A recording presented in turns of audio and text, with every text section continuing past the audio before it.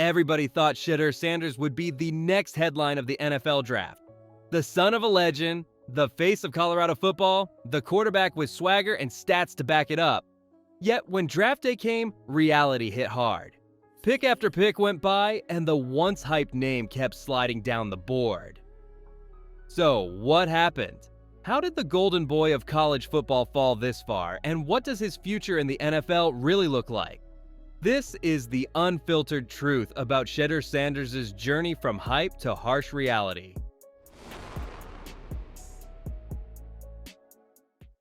The weight of a famous last name. Shedeur Sanders was never just another college quarterback.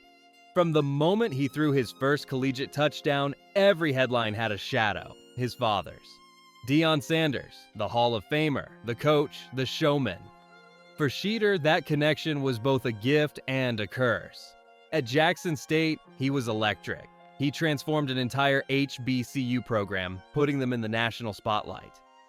Over 2 seasons, he threw for more than 6,000 yards and 70 touchdowns, leading the Tigers to back-to-back SWAC championships. He wasn't just Deion's son. He was the most efficient passer in FCS football.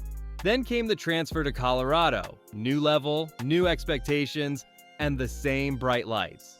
Suddenly, Shedeur was no longer the underdog. He was the experiment, the test case for whether Coach Prime's success could scale to the Power 5.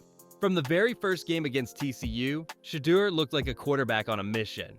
Over 500 passing yards, 4 touchdowns, and composure that silenced critics. But as the season unfolded, so did the cracks. The offensive line fell apart, the hits piled up, and yet Shedeur kept getting up week after week. That toughness became a core part of his story. But toughness alone doesn't guarantee NFL greatness. When scouts and analysts broke down Shedeur's tape, they saw something rare: calm. He wasn't panicking, even when defenders were crashing through his line. He read coverages, went through progressions, and delivered throws with pinpoint accuracy. In the short and intermediate game, his precision was elite. On slant routes, digs, and curls, Shedeur's placement was near surgical. His ability to anticipate openings, lead his receivers, and keep plays alive with subtle pocket movements separated him from many college quarterbacks. But that same tape also revealed why teams grew cautious. His deep ball lacked zip. Throws beyond 35 yards began to float rather than cut through air. Against faster secondaries, that split-second delay could be deadly. Then came the mobility question. Shedeur can move, yes. But in today's NFL, where quarterbacks like Lamar Jackson, Josh Allen, and even Patrick Mahomes extend plays through chaos, Shedeur's athleticism feels more traditional than transcendent. He's not slow, but he's not a true dual threat either. The film told a balanced story. An accurate, composed, highly intelligent quarterback, but one whose physical tools might cap his ceiling. In other words, a polished game manager rather than a generational game changer. The stats behind the hype numbers never lie, but they rarely tell the whole truth. Shedeur's final college season was statistically dazzling. Over 4,000 passing yards, 37 touchdowns, and one of the best completion rates in the country. On paper, those are first-round numbers, but when analysts looked closer, context mattered. Colorado's offense relied heavily on quick reads and first-option throws. Many of Shedeur's completions were rhythm passes that didn't require long, developing routes or off-script creativity. When pressure came, his completion percentage dropped by nearly 25%. Still, no one could ignore his poise.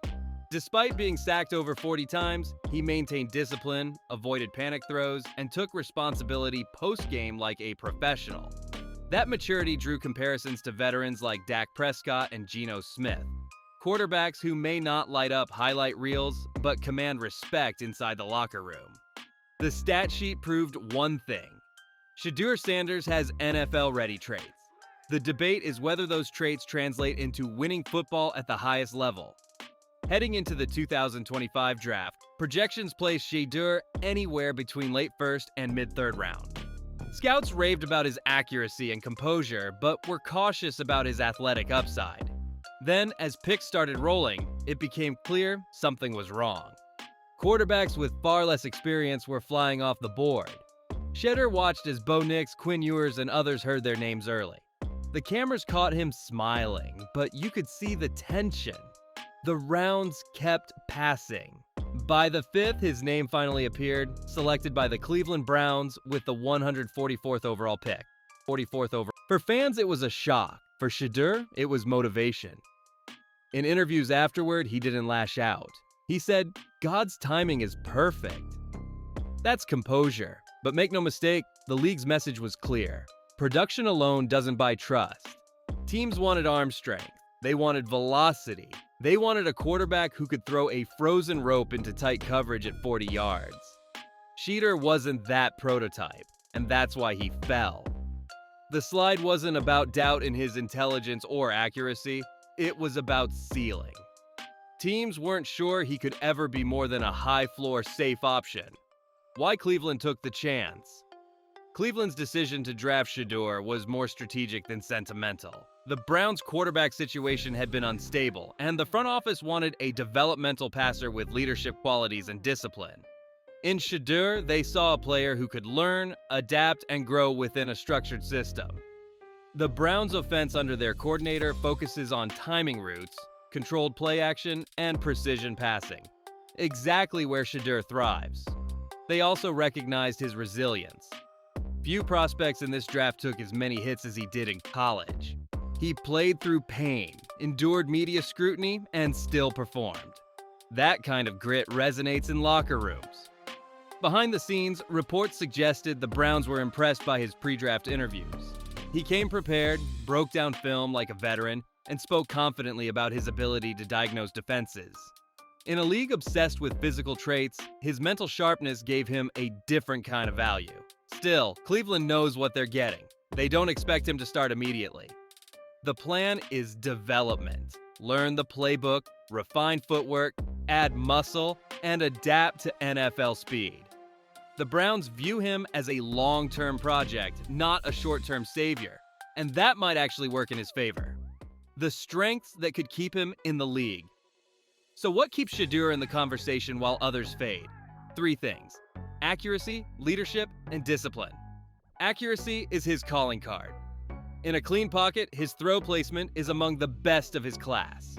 His footwork is crisp, his mechanics tight, and his ability to throw receivers open is advanced. In an offense that values rhythm, that's priceless. Leadership follows naturally. Teammates consistently describe him as composed and vocal without arrogance. He carries himself like someone who has already lived under the microscope. That composure builds trust, especially for a rookie walking into a veteran locker room. Then there's discipline. Shedeur doesn't chase chaos. He prefers structure, reading progressions, and making smart, calculated plays. In a league where turnover margin determines games, that's a quiet superpower. Coaches love quarterbacks who can absorb a playbook, make pre-snap adjustments, and stay poised in tough moments. Shedeur checks all those boxes.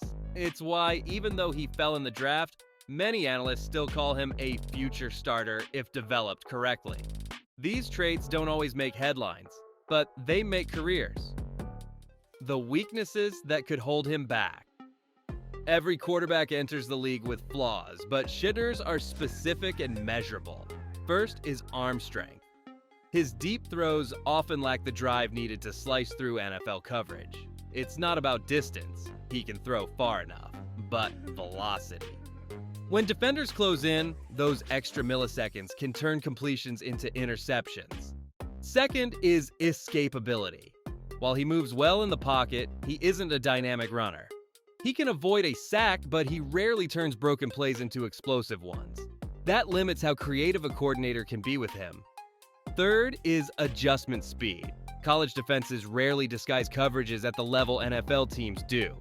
He'll need to process faster, release quicker, and anticipate disguised blitzes. The jump from college pace to NFL speed has humbled many prospects, even talented ones. Lastly, there's the mental toll of being Daion's son. It's a storyline he can't escape.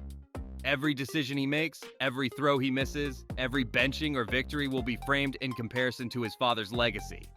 That's pressure no stat line can measure. If he conquers those weaknesses, the reward is huge. If he doesn't, the league will move on quickly, because it always does. Let's be realistic. Shedeur will likely begin his NFL career as a backup. The Browns already have veterans ahead of him, and the organization won't rush his development. Expect limited preseason reps, film room immersion, and gradual exposure to pro-level reads. However, Shedeur's attitude gives him an edge. He studies relentlessly. Coaches from Colorado described him as the first in, last out type, spending hours in film sessions beyond team requirements. That work ethic translates directly into professional longevity. In his rookie year, fans might only see flashes, garbage time drives, preseason games, or a start if injuries hit the depth chart. But those moments will define how coaches view him long-term. Consistency, command, and decision-making will matter far more than stats. If he adapts quickly to reading disguise coverages and improves arm velocity through strength conditioning, he could quietly rise up the depth chart by year 2. The Browns are known for developing patience with technical passers, and if Shedeur rewards that patience, his story could take a very different turn. Comparing him to NFL archetypes. The easiest way to understand Shedeur's future is to look at who he resembles. At his best, he mirrors a younger Dak Prescott. Precise, level-headed, and system-driven. Both quarterbacks excel at reading defenses and keeping the offense on schedule. At his average, he aligns with Teddy Bridgewater, a reliable game manager who can win with structure but struggles when forced off script. At his worst, he could end up like Josh Rosen, a polished college passer who never adapted to NFL chaos and faded despite intelligence and talent. These comparisons are not judgments, they are context. The NFL is littered with quarterbacks whose success depended more on fit than flash. If Shedeur lands in the right system and is given time, he could easily be the next late-round steal people talk about years from now. But if the team expects instant fireworks, they'll be disappointed. His success will be built on precision and patience, not athletic spectacle. For Shedeur to secure a lasting NFL career, 3 things must happen. First, physical development. He must add upper body strength to increase velocity on deep throws. The difference between a 35-yard lob and a 35-yard strike is often pure muscle memory. Second, faster decision speed. NFL defenses disguise coverage schemes in ways college players rarely see. If he can speed up his mental processing, his natural accuracy will shine even more. Third, mental endurance. The spotlight isn't going anywhere. Every performance will be dissected through the lens of his father's legacy. The great ones block out the noise. The others get consumed by it. Fortunately, Shedeur seems built for adversity. He's faced criticism since high school, handled online hate with composure, and shown respect toward both fans and opponents. That emotional stability may prove to be his biggest advantage. Every generation has a quarterback who enters the league carrying both expectations and doubt. Shedeur's journey captures that tension perfectly. The hype was loud, the fall was public, but the story isn't over. In fact, it's just starting. If he embraces that underdog label and lets it fuel him, we might just witness a slow burn rise that defies early critics. Maybe he won't be the next superstar. Maybe he'll just be solid, dependable, and quietly successful. And in a league where half the quarterbacks don't last 3 seasons, that's still victory.